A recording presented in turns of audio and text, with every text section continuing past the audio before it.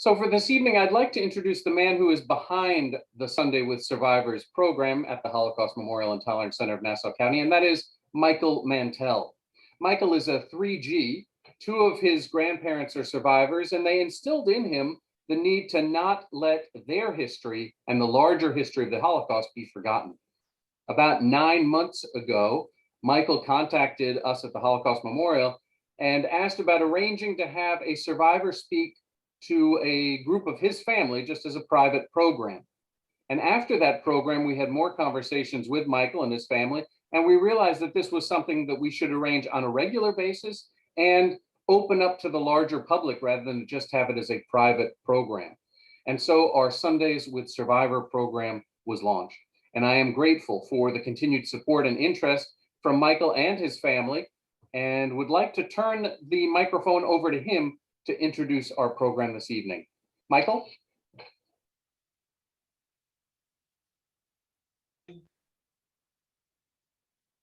No, everyone able to hear me now? All right.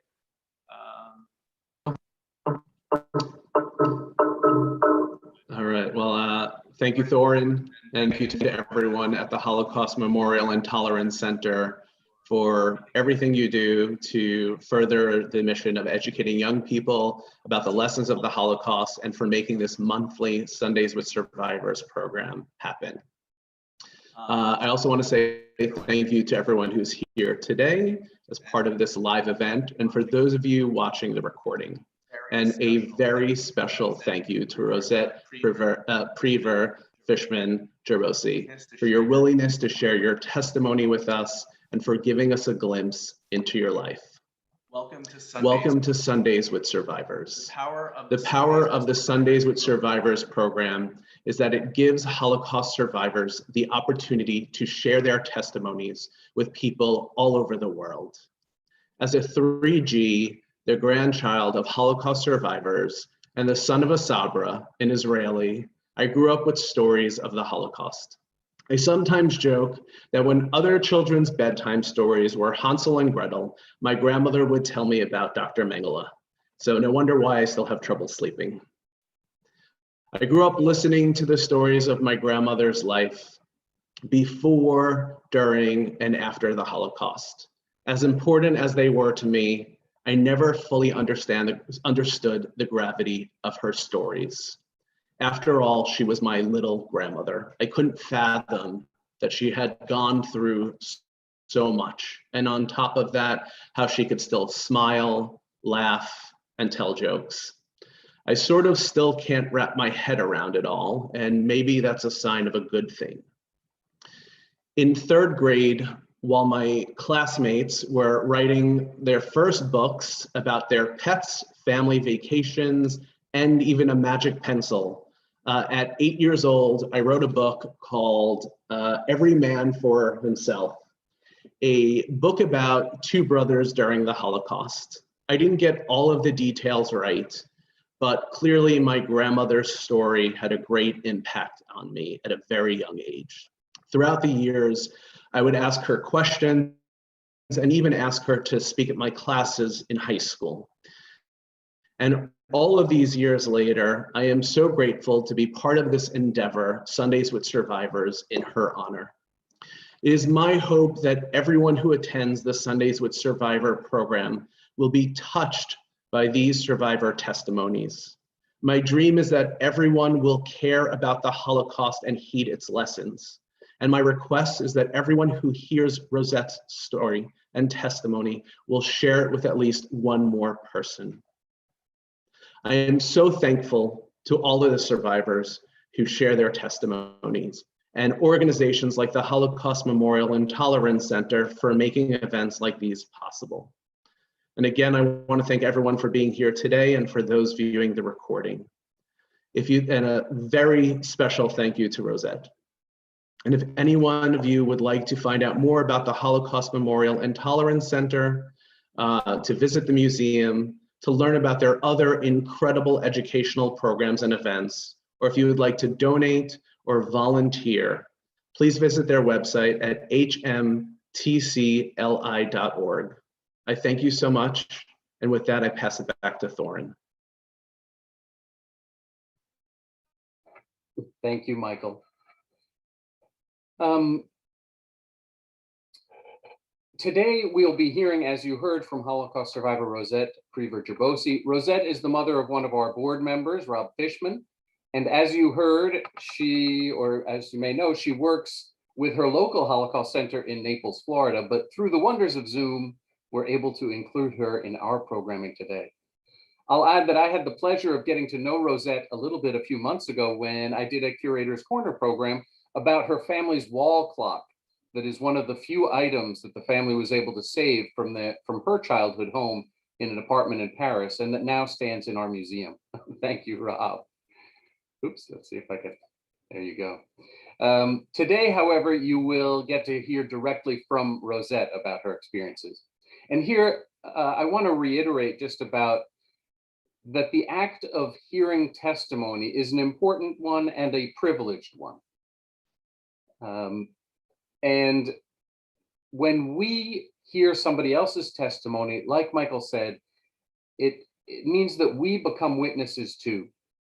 And we become entrusted with remembering Rosette's story, and I hope empowered to combat hate, bigotry, anti-Semitism, and intolerance that we come across in our lives today. I will add that I'm sure you know that it's not easy for survivors to share their testimony, and it can be difficult for us to hear as well. And so I ask that during the presentation, you are gentle with yourself, gentle with the other participants in our program, and of course, gentle with our speaker. Rosette is going to share her testimony for about 30 to 35 minutes, and then we'll take questions. So please feel free to type your questions into the chat window, and then either Michael or I will make sure we get to them and we pose them to Rosette. So with those announcements taken care of, I would like to pass it over to Rosette. Mute. Can you hear me? Yes. Oh, unmute. No. You muted yourself. Pushing. I keep clicking. There you go. There you go. Are you okay now? Yeah. Yes. Okay. As you heard, my name is Rosette Priever Fishman Gerbosi. During the Holocaust, I was a hidden child. I was born in Paris, France. My parents, Dora and Shama, as he was called Sam, were young Polish immigrants who came to Paris to seek a better life.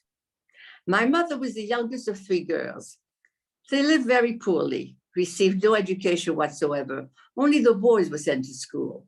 The girls had to find work at a very early age to help support the family. Since they could not read or write, they had to find some sort of menial work. My mother became a cook for a wealthy family. Her older sister, Suzanne, learned dressmaking, went to Paris to apprentice in some very famous couture houses. She actually worked for Coco Chanel and eventually became quite successful in her trade. She opened up her own business, sent for my mother, and got her a job as a cook. My father, the youngest of 5 boys, came to Paris with 2 of his brothers. The other 2 emigrated to Chile in South America, where we still have an extensive Priever family. My 2 uncles in Paris were tailors. My father learned the fur trade.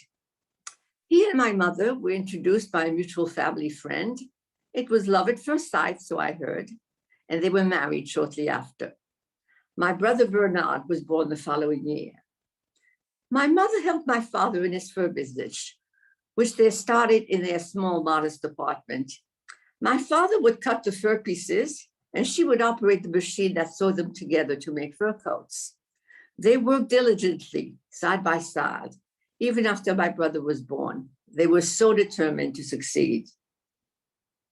8 years later, my uncle's wife gave birth to beautiful, identical baby girls. My mother must have been very envious, because lo and behold, I was born 10 months later.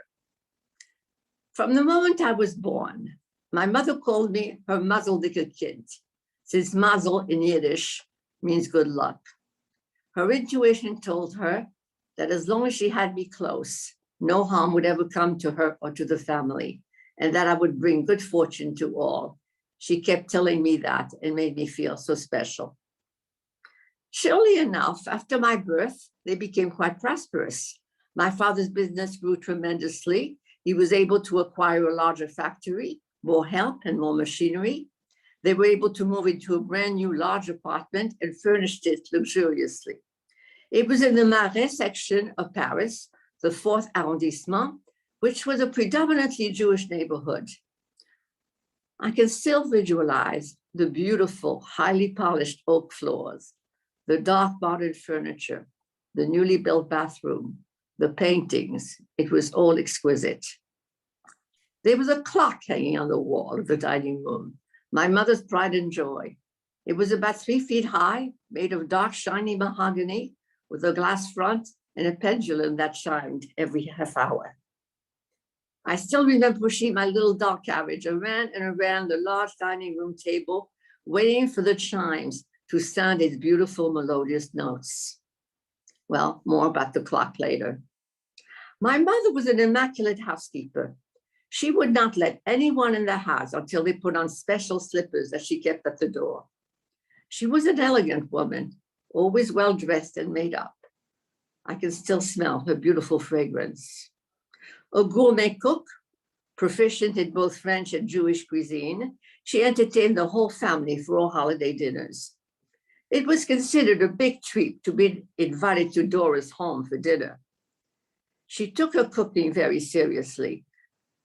One day I came home from school, went into the bathroom, and found a large fish swimming in our bathtub. When I asked her why there was a fish swimming in the tub, she replied, "I don't trust a dead fish. I need to make gefilte fish for Passover, and I want to make sure that it's fresh." My father, besides being a smart businessman, was also a skier, rode a motorcycle, loved the outdoors, and had a fantastic musical talent.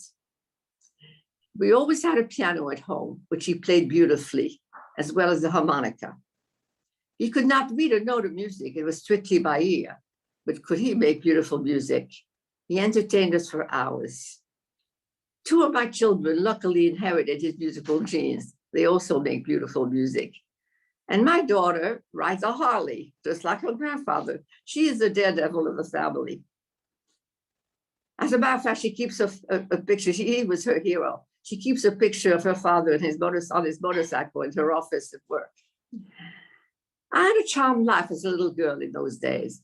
My mother made sure that I had the proper education and polish, which she did not receive, so that by the time I was 9 years old, I was immersed in schoolwork, as well as piano, ballet, and even some English lessons, the latter being a symbol of extreme class refinement, according to my mother. My twin cousins and I were very close. I recall my father making us identical fur coats and hats, and my aunt sewing identical dresses for the 3 of us. We would strut around the park in the neighborhood with people pointing to us and shouting, "Look at the triplets," which was quite a novelty in those days. And we, of course, would laugh to ourselves, but did not deny it. My best friend and schoolmate was named Beth, another Jewish girl. We had a lot in common. We were both quiet, studious girls who loved to play with our dolls. I remember that she had a huge blackboard in her room, and we used to take turns playing teacher and student after class and doing our homework together. I also had a few Catholic friends who invited me to their communions. I was so impressed by the pageantry and beauty of the Catholic Church, and also how lovely my friends looked in their gorgeous white gowns. And I must admit, also a bit jealous. Our summer vacations were glorious. My parents would send my brother and me to stay with farmers in the countryside for about a month, and then they would join us for another 2 weeks. We always looked forward to their visit as we had so much fun as a family. One particular summer, I was about 7 or 8 years old, and it was the night of my birthday in August. I missed my mother so much that I was crying for her. In the middle of the night, I felt something cool next to my cheek, something that my mother had placed there. When I woke up in the morning, I found the most beautiful porcelain doll I had ever seen, wearing a long blue satin dress, and I loved it from that instant. I immediately declared it to be a boy and named it by my favorite French names, Robert Michel. Well, my second-born son is named Robert Michael. He often joked about being named after a doll, but he knows how much that doll meant to me and what a comfort it was during some very difficult times. In the summer of 1940, just after the Germans marched into Paris, instead of going to a farm, the whole family, including aunts, uncles, and cousins, went to Biarritz for a vacation. It's a seaside resort situated on the Atlantic side near the border of Spain. This was the first time that I saw Germans who had arrived in trucks. I had heard about these so-called monsters who kill people since my mother's middle sister, who had remained in Poland with her husband and 4 children, had written us about the terrible situation in Warsaw. My mother sent packages of food and clothing and would receive mail for a while, but when the letters stopped coming, we imagined the worst, and we were right. They were later incarcerated in the Warsaw ghetto and never heard from again. These German soldiers in the truck were very young, blue-eyed, smiling, not at all what I was led to believe. They were handsome and about my brother's age. I turned to my mother and said that they didn't look like monsters to me. And she replied, "These boys are not the ones to fear. They only follow orders. It's their leaders who are a danger to us." I still could not believe it. At that point, my uncle Jacob, married to my mother's sister, announced that he was not returning to Paris with us. He was petrified of the Germans, being Russian, having served in World War I, and having witnessed some atrocities. He decided to go over the border to Spain and somehow try to reach the United States. He eventually was able to take a ship from Portugal. He told my aunt to return to Paris, close up her business, leave the country as soon as possible, and try to join him. It was still possible to leave at that time. He tried to persuade my father to do the same, but my father kept insisting that the French government would protect its Jews, that we should not be alarmed. In other words, he did not believe that we were in danger. So we returned to Paris, and soon after that, our beautiful, serene existence started to crumble. Terrible restrictions were imposed upon the Jews. First, the Jews were not allowed to go out of their houses before 9 in the morning or after dark in the evening. We were not allowed to go to public places such as restaurants, movies, libraries, museums, or assemble in groups. I was deeply affected myself because I had just started taking ballet lessons at the prestigious Châtelet Theater. My dream, like every other little girl of that age, was to become a famous prima ballerina. However, my mother was informed that from that time on, Jewish children were no longer welcome at the school. Jews also were only allowed to shop for food in the afternoon hours, when the markets were just about empty or about to close. It became very difficult to obtain food. My mother, being a very resourceful person, had her connections in the black market. She would go to the shoemaker and come out with a chicken, or to the dry cleaner for eggs or butter. One day, though, when she came back from her daily shopping trip, she burst into tears. She blurted out, "All I could get today was some horse meat." Somehow, being the fantastic cook that she was, she made it taste good.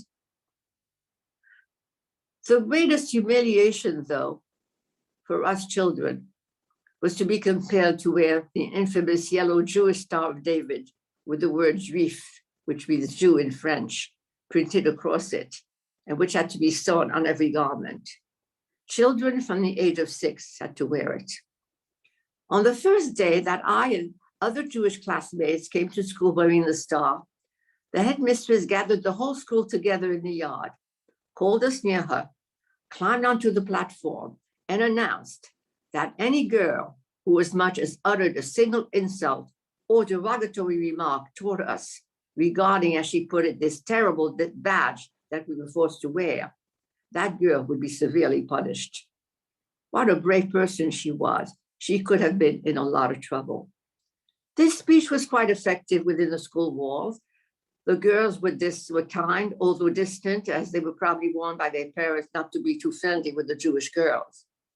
However, as we left school every day, we had to run as fast as our legs could carry us, because the boys of the neighboring school came after us, throwing rocks and calling us dirty Jew dogs and other equivalent insults.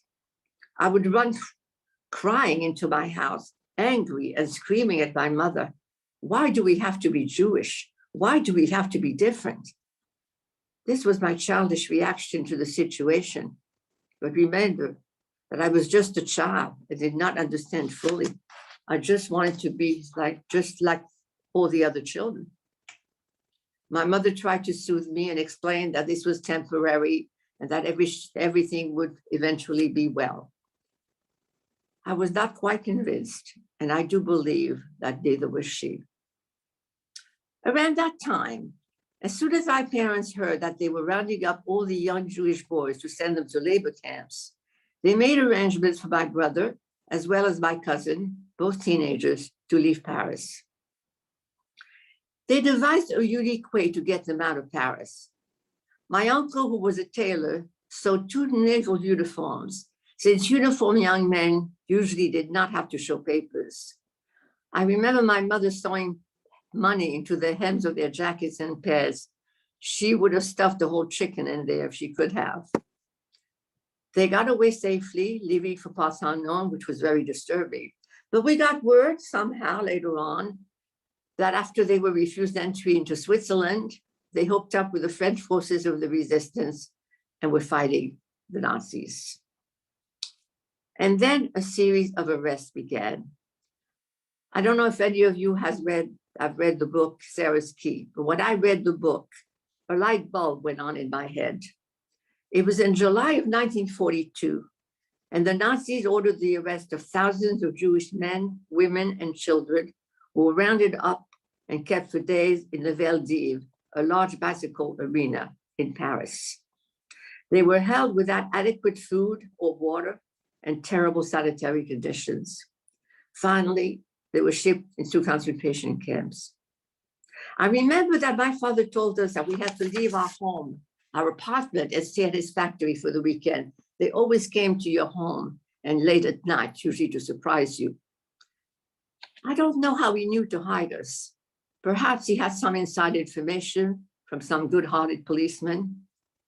Well, my father also brought some friends, so we had quite a crowd hiding with us. My parents made me feel that we were going to a picnic. My mother passed some delicious food. We slept on blankets. We played games to pass the time away, and I was not at all afraid. We went back to our home, but some others were not so lucky. One evening, we heard a commotion in the apartment right below us. An elderly couple lived there. My mother ran down with me following her. There were 2 policemen telling these people to hurry up. My mother, feisty as can be, turned to the policeman and asked why these people were being arrested, what crime they had committed, and cried out in despair that they were old and diabetic and would not survive more than a week without their medicine. The policeman became very angry with my mother for interfering. He turned to her and said, "Lady, you are not on the list tonight." You know, they had lists. 1,000 Jews had to be arrested every month. "You are not on the list tonight. But if you don't shut your mouth in French vernacular, you and your little girl are coming with us." At this point, there was nothing that she could do but retreat back to our home, defeated and very sad. We knew a young couple who lived across the street, who were friends of my parents. This is very difficult for me because I still think about it to this day.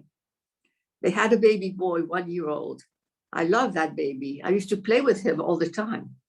When the police came for them, the young mother resisted arrest, created quite a scene, and they shot the baby right in front of their eyes. Another arrest, which affected us very personally, concerned my aunt and uncle. my father's brother, whose son had left with my brother. They paid somebody who promised to get them across the border to the free zone. And that person was called a passeur. That person led them right to the Nazis. There were unfortunately many unscrupulous people who preyed on innocent, desperate victims. And there were some who genuinely helped the Jews. You just had to know whom to trust. One day, shortly after, as I sat at my desk at school, I noticed that my friend Beth was absent. The teacher burst into tears as she told us that Beth and her family had been arrested the night before. I was sick with grief. When I got home, my father kept reassuring me that we were safe. I trusted him. I never questioned his authority as a child. He seemed to know everything. He was always such a strong figure. I only found out much later on why he was so confident that we were safe from arrest. My brother told me that the Gestapo had visited him at his shop and requisitioned his factory to make fur coats for the German army. They were about to fight on the Russian front and needed some warm coats. He had no choice, of course, but he felt that as long as they needed him, our family would be safe.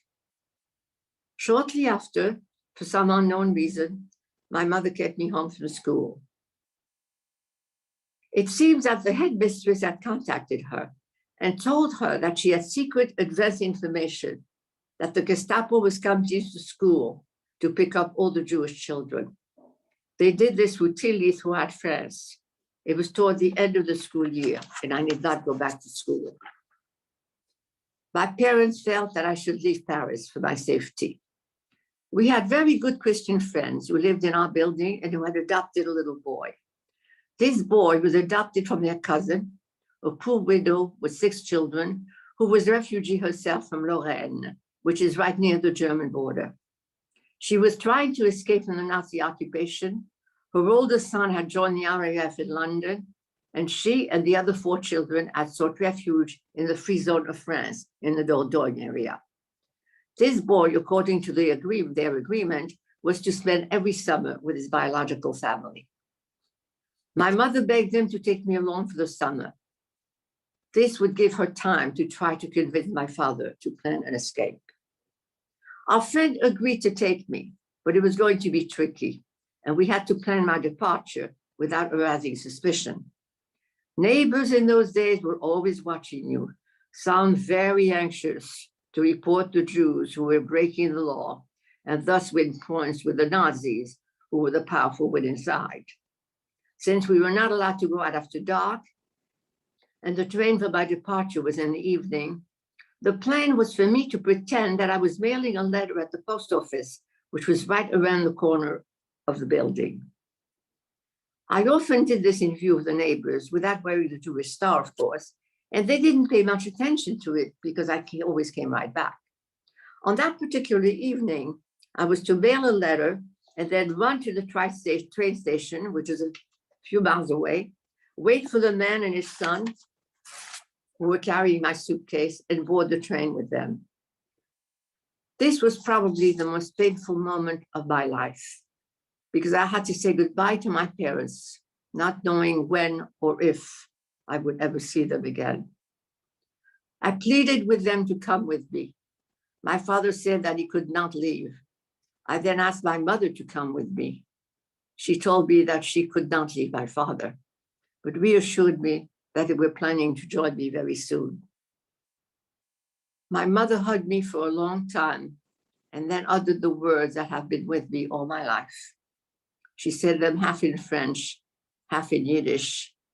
Elle me quitte, mein geliebte Kind. Elle me quitte, my maison. There goes my beloved child. There goes my good luck. We boarded the train and we had one more hurdle to surmount. We had to cross the border into the free zone of France.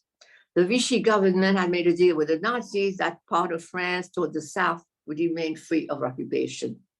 But eventually, the Nazis marched right through, ignoring the pact.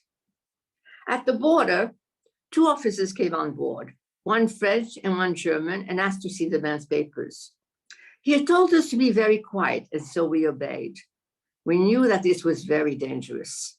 Since children had no papers, he examined the man's papers, asked him who these children were and where we were going. The man answered without hesitation that we were his son and daughter, that we were going to visit relatives in the South. They looked us up and down for a very long time as we kept a very straight face and finally left the cab. We had lucked out. What a courageous man he was. If he had been found out transporting a Jewish child across the border, he would have been arrested or worse. We arrived in Piegu in the Dordogne, a quaint little village in a rural community with a real castle on top of the hill. It was old and in ruins, but it still had a dungeon, which was quite a playground for all the children in the village. The family lived on the main street in a storefront, which consisted of one large room, kitchen, and back room. There was an outhouse or a shack with a hole in the ground, which was a far cry from the luxurious bathroom we had in Paris. The conditions were very primitive. We had to wash in the kitchen, which we did not do too often. The girls had the front room, and Madame slept in the back with her two sons. She was a kindly looking lady, dressed in black, and she was still in mourning, and had premature gray hair, which she wore in a bun. She looked very sad, but she did smile a lot at her little boy who had returned to her. There were two older girls who were very friendly to me, plus one teenage boy, and a beautiful red-headed girl my age who developed quite an attitude when she saw me. She probably resented me for taking up much of the attention. We never really got close, just barely tolerated each other. They fed me well. I never went hungry. I was never too clean, but never wanting for food. I still remember the wonderful rabbit stew that Madame made. We ate a lot of rabbit as it was cheap and readily available. They immediately took me to the church where the priest told me how welcome I was. He declared himself to be my protector, told me that I could sing in the choir and to pick out a saint for whom I would bring flowers. What does a little Jewish girl know about saints?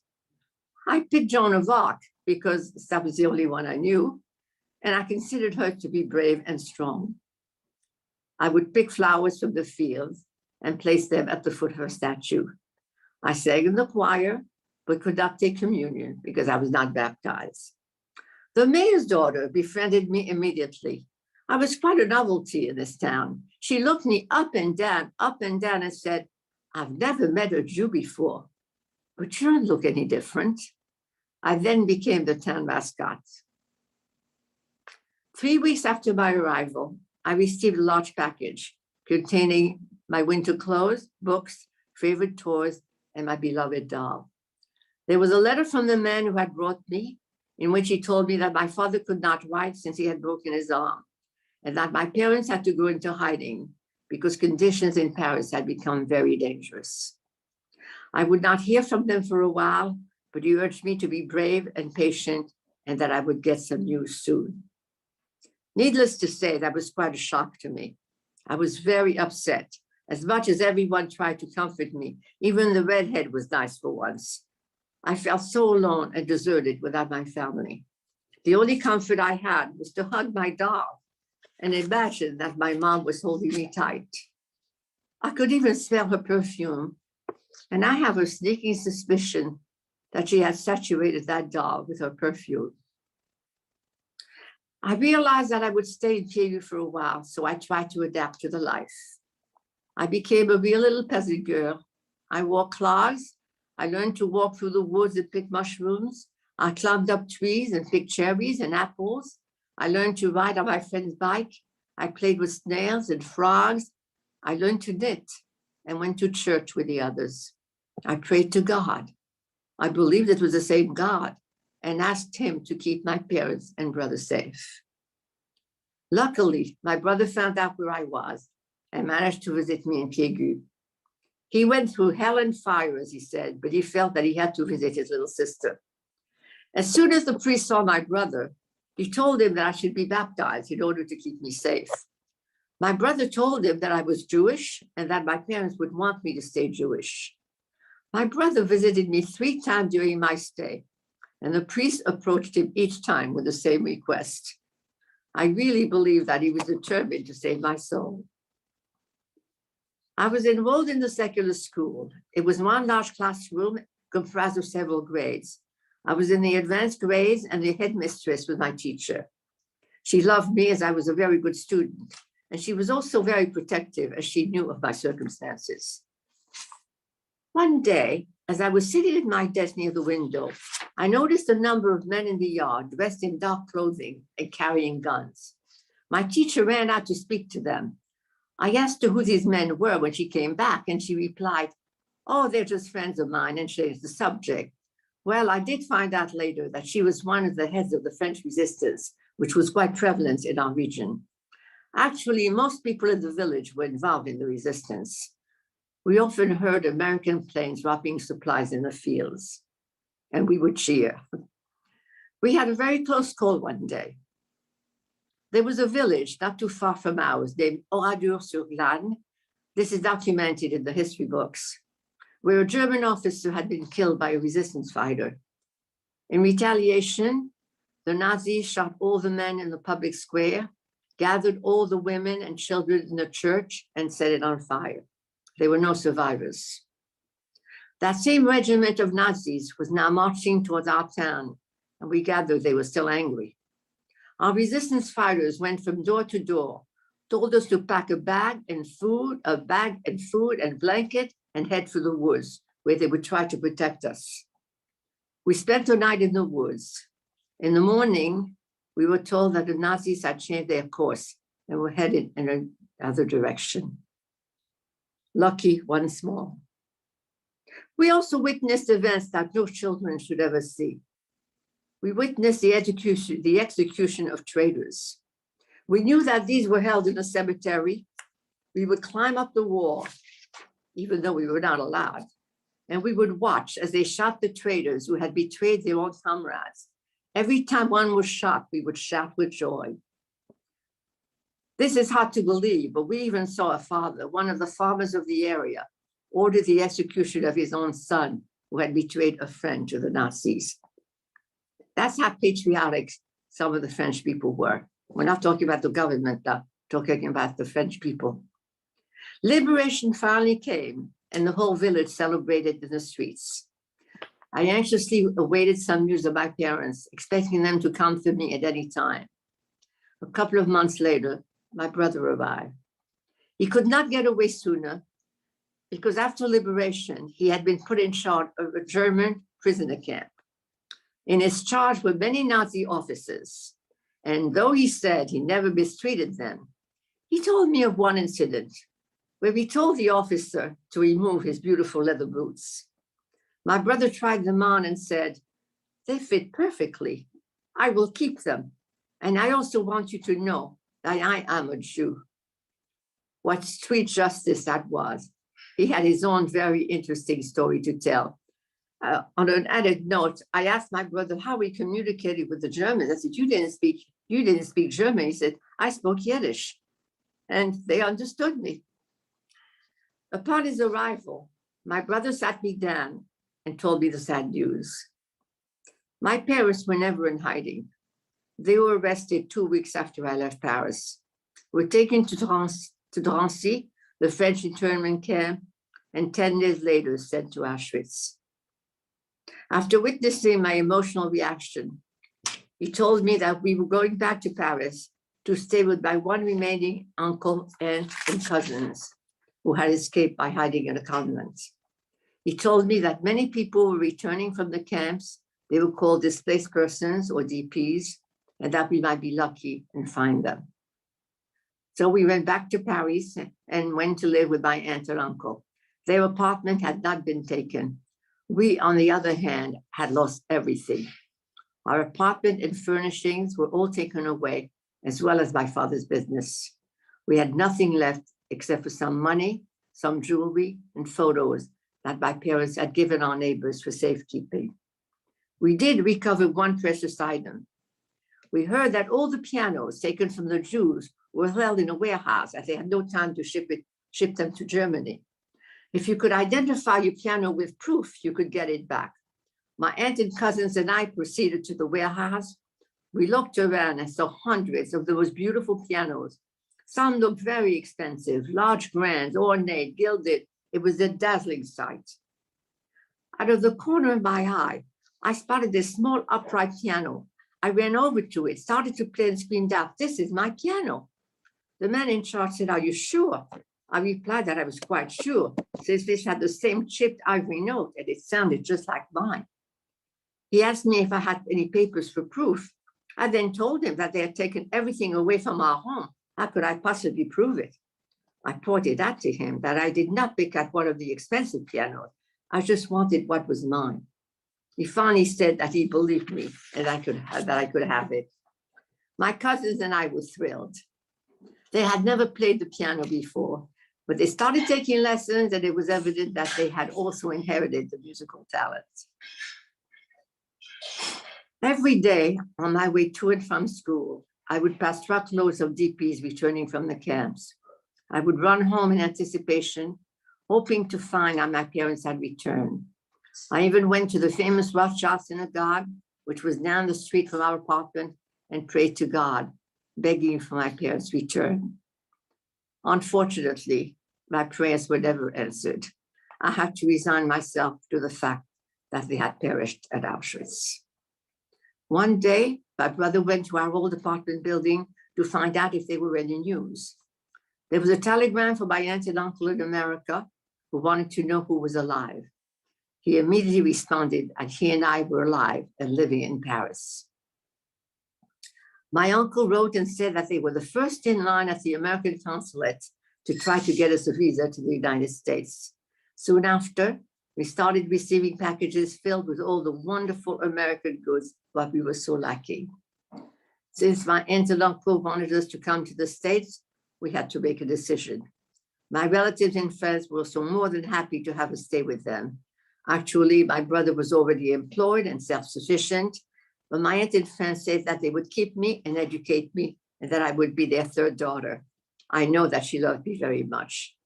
My brother and I felt that we belonged with my aunt in America. She had no children.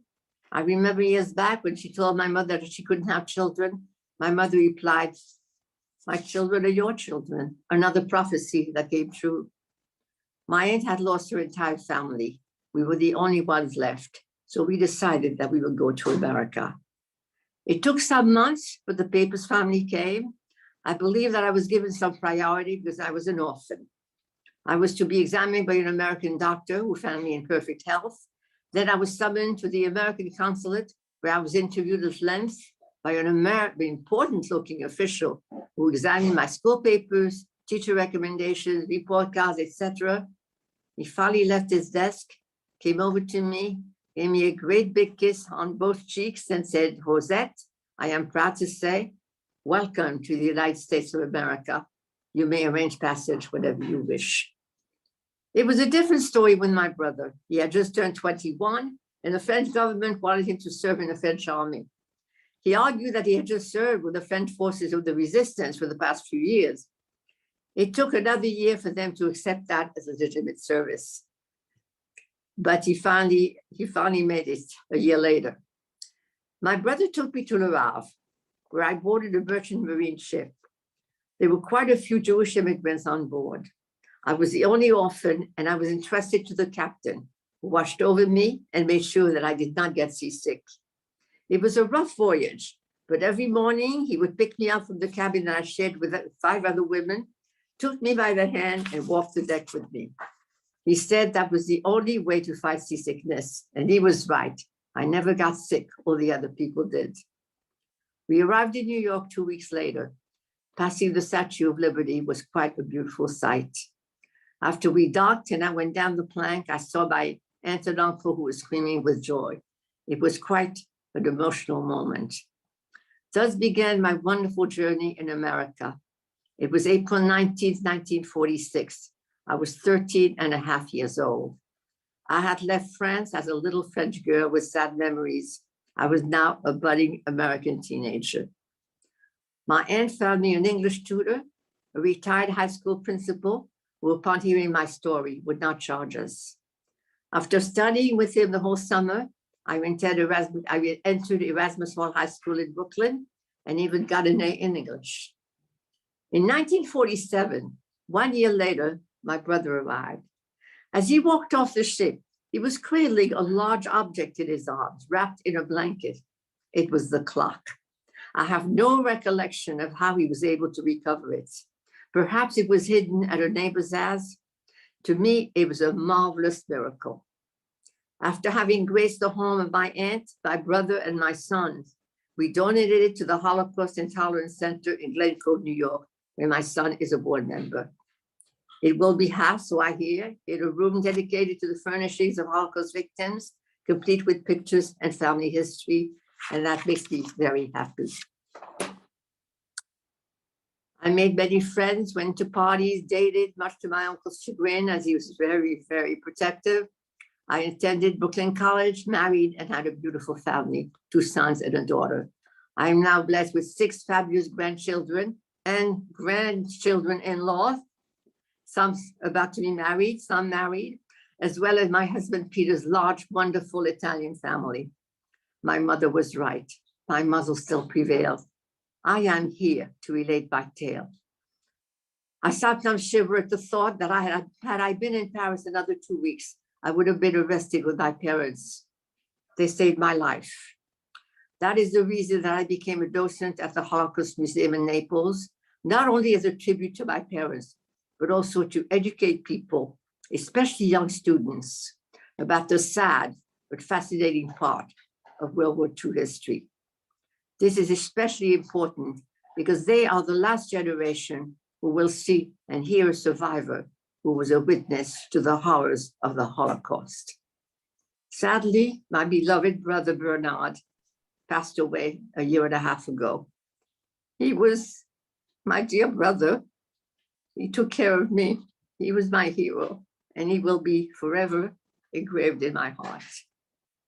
At this point, whenever I address groups of school children, I always like to leave them with this threefold message. First, value your family. You don't realize how much they mean to you until they are no longer with you. Second, appreciate the wonderful freedoms that you have in this great country, free of persecution, free to speak up for your rights and the rights of others. And third, as I gaze upon their beautiful multiracial faces, respect your differences as well as your cultural diversities. We are all different, color, religion, gender, but we are all of one race, and that is the glorious human race.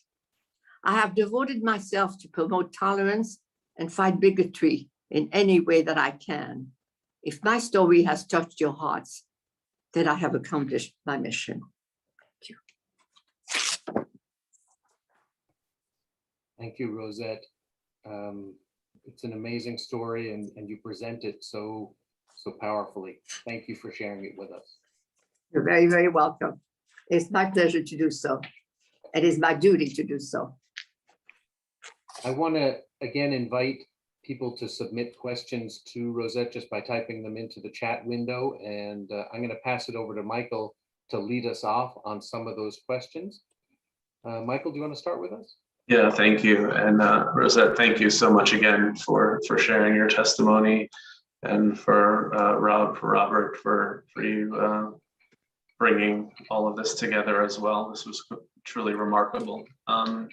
And I love the values and the lessons that you share when you, those 3 values that you share at the end of your testimony when you do this with young people, but I think it resonates with all of us of all ages. Yes.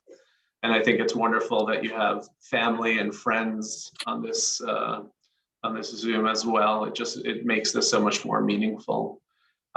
Speaking of doing your having your testimony in schools, when did you start sharing your testimony? I mean, it sounds like you perfected For many years, for quite a few years, many years.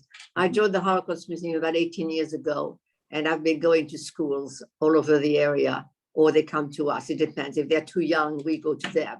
But yes, I've spoken to many, many school children. I have a lot of beautiful letters of appreciation from these children, and it's been my pleasure to do so. and to give them some inspiration, which I hope I have inspired all these young people to go on and carry this message. I once had a little boy. This is one story I will tell you. A 12-year-old little Latino boy. At the end, I spoke to about 300 or 400 of these children in their auditorium. At the end, he came over to me, said, "Miss Rosette, could I have a copy of your speech? Because I want to make sure that my children and my grandchildren hear about this." I was so touched. But this is what I hope to inspire. And you do, and I'm so thankful that we're able to have this recorded and to share it with others. As I said in the beginning, this is the most important thing, is that we don't just listen to a testimony today, but we become surrogate survivors and we share your testimony with others. So I love that this also came from such a young man as well. I also want to open up the floor if anyone else has any questions, but I just wanted to also ask one more, a lesson that you would leave with us as well from growing up at such a young age and witnessing this, and then being in the United States and saying that it was this beacon of hope for you, and from that, what we can learn as well. What do you want me to say? Well, I am certainly grateful to have been in America all these years and to have this wonderful family and friends. And I'm just grateful to be here and to appreciate what this country has to offer and not to take it lightly. And we also have to be on the lookout and be very vigilant about what's going on in this world today. And just, it's a scary world. Yeah. We have to be ever so vigilant. Thank you. Yeah, vigilance and also, as you said, gratitude. And that's why people have to be educated. I think education is the only way to do it, because it's only ignorance that is at the root of all this. If you're ignorant, you don't know what's going on, and you listen to all the lies that are going around the world today. Thank you. And I just want to share one message from somebody who wrote, "Thank you so much for sharing your touching and important story. I am honored to have heard your story, and God bless you." And I think we can all agree with that. So thank you. Thank you. Thank you, Michael. Yeah, this truly means the world. And Thorin, I just want to pass this back to you if you have any additional final thoughts. And thank you again, everyone. Well, I see that somebody typed in a question asking if you ever nominated the woman that saved you or helped you in Vichy for unfortunately. Yeah. Unfortunately, I was very young when I left. I was 11 years old. I did not. I forgot their names, and they went back to Lorraine. They went back to where they came from, and we completely lost touch with them. And at that time, all I wanted to do was to forget. Really, I really blacked out a lot of these episodes, and I blacked out names. I remember certain names, and I just forget most of them. I remember, I think her name was Madame Blanche, but I'm not quite sure. I think some of the girls' name was Françoise and Jacqueline, but I'm not quite sure. You know what I mean? I was young, and I blacked out certain things. I really did. And I think it's typical of children who go through the trauma that I did. Yeah, I know you said that you started telling your testimony about 18 years ago, but it did make me wonder about how you treated this memory and your history when you first came here. And as you were growing up as a high school student, I can't imagine that this was a part of your story that in your history that you would share so readily as a high school girl in America. No. It took me 2 years. First of all, there was a group called the Hidden Child, and they met in New York, and they had a big roundup in Madison Square Garden, and I was all set to go, and I couldn't bring myself to go. And then when I moved to Naples, the museum was open for a couple of years, and I drove back and forth back and forth, and I could not bring myself to go in because I didn't want to recall these memories. It was too painful. Robert can tell you that he didn't know anything. He didn't know much about what happened to me. He knew that my parents had been killed, of course, but he didn't know anything until he read a paper that I wrote for Hadassah, a little bio, a short bio, and he was very surprised to hear about it. But finally, when I finally sealed myself up and I said, you have to go into the museum, and I finally went in, and the director was there and another woman was there, and they wouldn't literally tied me down. They wouldn't let me go. They said, you cannot leave. You've got to stay with us and work with us, which I did. And I'm so happy that I did that. And the same thing happened with a friend of mine, another French woman who heard my story. She said, I want to get in touch because I heard her name is Renee Bedouk. She was from France as well. And she said, I heard your story. I have the exact same story. I said, you have to come. She said, I can't do it. I said, you have to swallow hard, but you have to do it. And she did. And now she's also as active as I am with the museum. So you just have to steel yourself and be strong. It hurts in the beginning. It's very painful. I'm sure. Yeah. It still hurts when I, go ahead.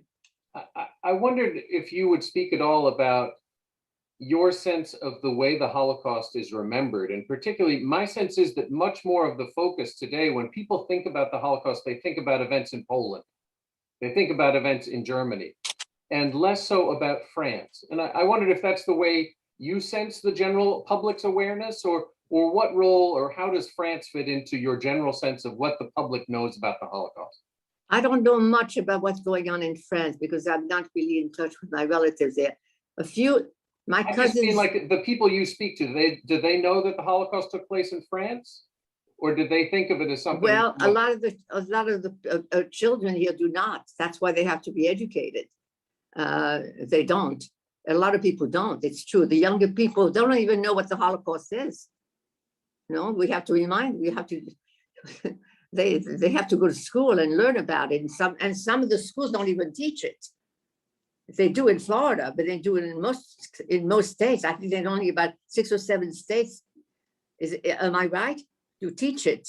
And I know it's very different across different states. There's different mandates. Yeah. Exactly. But you know, some of my relatives in France have been completely assimilated. They intermarried, and they don't. They even became Catholics. They don't. I think they're afraid. They're afraid of what's going on. Yeah. I know that we need to finish shortly, but I know that you also did travel back, and I think Rob put it in in the chat, that you traveled back to France a few years ago and went back to some of the places, like found where your family's apartment was. Can you tell us a little about that trip and why you did it and what it brought out for you? Well, the children wanted to. It was 2 of my children and 2 of my grandchildren who accompanied us. And it was quite a memorable trip. They wanted to find their roots.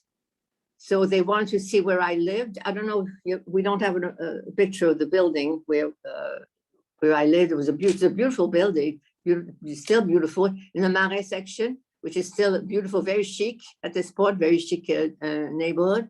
They went to the school. We went to the park where I used to walk by dog carriage as a little girl, where it's the Place des Vosges, where Victor Hugo's birthplace, actually. And then we went to the Holocaust Museum, where they saw my parents' names were up on the wall. They lit a candle. And Robert said the prayer for the dead. And that was very touching, yes. It was quite a memorable trip. And I think the children, I know Robert could speak. Robert, can you hear me? Yeah. Can you talk about it? What was your impression of our trip back? It was back in 2014. So we did this trip. It was myself, my sister, and each of our oldest kids went back with Mom to see where she lived. It was her place of birth. It was on the street that she lived on prior to her folks being arrested, and where she lived. We walked around the neighborhood. I did put up a post of a YouTube link that's an 8-minute video that we did. It's sort of like a summation of the trip and what it was like.